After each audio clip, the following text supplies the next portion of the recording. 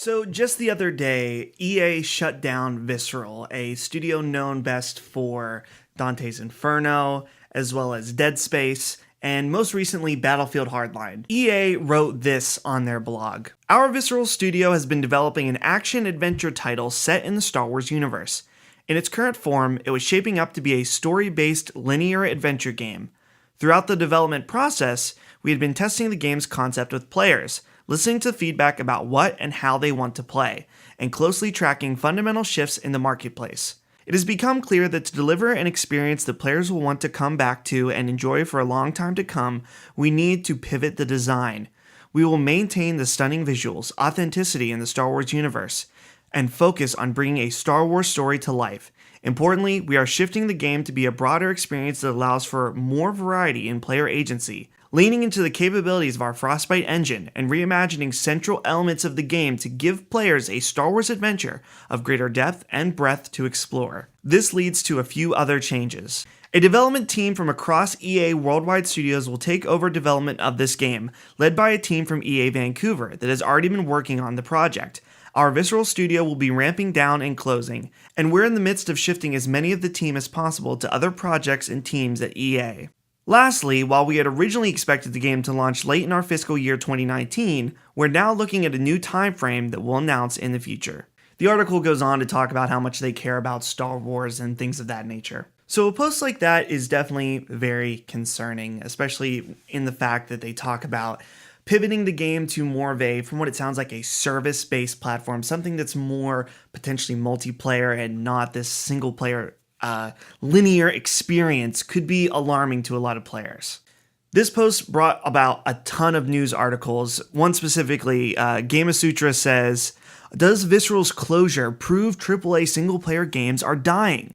One of the other big articles was from Polygon that said EA's Star Wars pivot is a vote of no confidence in single-player games. And I think this is particularly alarming right now because of the loot box apocalypse we're facing, where every single game, well, not every single game, but a lot of games coming out right now have loot boxes, whether they're single player or multiplayer, that are specifically designed to prey on people, getting them to just give more and more money. And I think the way EA stated this in that blog post, everyone has the right to be concerned. One thing I found interesting today, though, was a couple of tweets that came from Jason Schreier over at Kotaku. He says, "I feel like I should clarify that despite today's hot takes, Visceral's game was not canned because it was single player, from what I've heard." So someone comes in and asks, so the EA exec making a weird statement then? Why? I think that's what a lot of people were wondering. Why would they make this weird statement if that's not the reason why Visceral was being shut down? Jason responds and says, "Because investors don't like hearing the project was a mess." And this was really interesting to me. The big thing about this game specifically was this was Amy Hennig's next game. Amy Hennig, known for the Uncharted trilogy, right?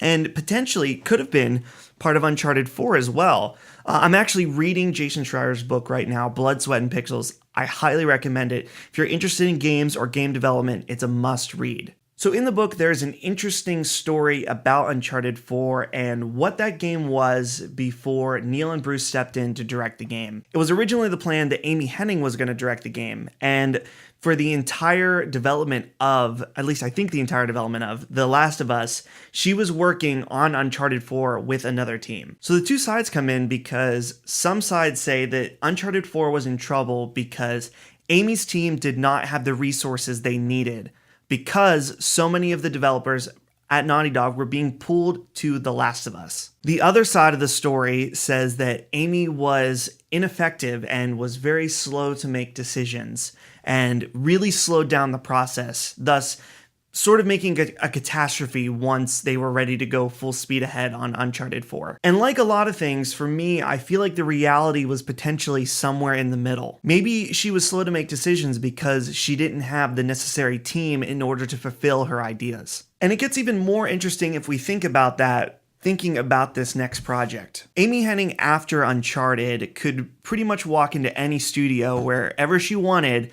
and get handed tons of money to make whatever game. She'd proven herself as a excellent director of extremely successful games. So then what did happen at Visceral that this game was potentially, as rumored, in trouble? And that's something I don't think anyone can really answer right now. I think maybe time will tell, maybe we'll find out more in the future, and right now Amy Hennig's position as far as the game and EA is up in the air. For me also though, I'm not too worried about single player games disappearing like some of these doom and gloom articles seem to say. We're still seeing tons of money and tons of copies sold for plenty of single player games right now.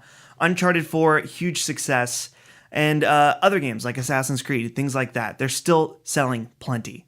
Of course, there is something to be said about the longevity of sales, DLC, microtransactions, as well as the whole games as a service that, yes, you could potentially make more money. I just don't see that as a way that all development and all publishers are going to be shifting. Sure, maybe we're going to see the ratio shift a little bit, but I don't think we need to be scared yet. And I think the other thing to keep in mind is that there are so many things behind the scenes that we don't know about this project to necessarily blame EA for everything, even though everyone loves to hate on EA and publishers.